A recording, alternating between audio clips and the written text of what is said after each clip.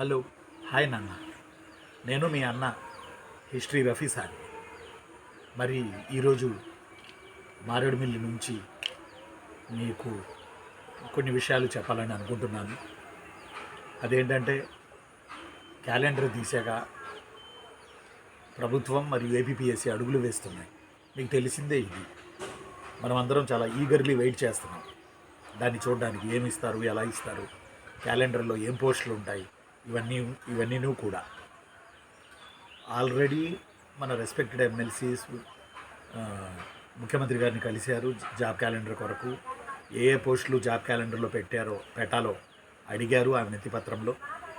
రెండొచ్చి prelims పరీక్షలు maximum రద్దు చేశారు. ఇప్పుడు నిన్న లేటెస్ట్ అప్డేట్ ఏంటంటే మనకి మంచి అప్డేటు.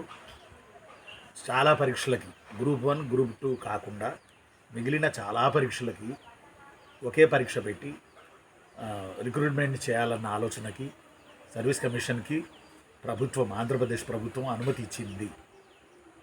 ఇది 3వ మెట్టు. క్యాలెండర్ దిశగా 3వ మెట్టు. ఇది అనుమతి ఇచ్చింది ఒకే పరీక్ష.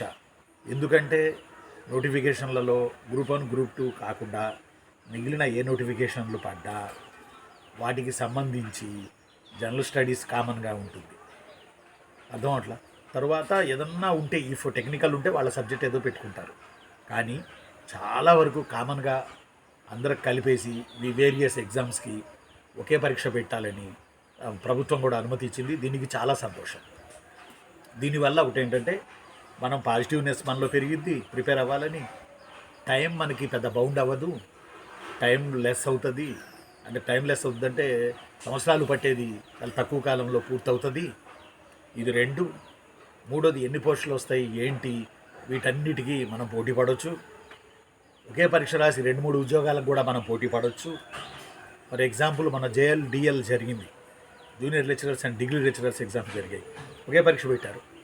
ఫర్ ఎగ్జాంపుల్ హిస్టరీ ఉందనుకోండి, హిస్టరీ జేఎల్ డిఎల్ సపరేట్గా పెట్టలా. ఒకప్పుడు సపరేట్గా పెట్టేవాళ్ళు, ఇప్పుడు సపరేట్గా పెట్టడం లేదు.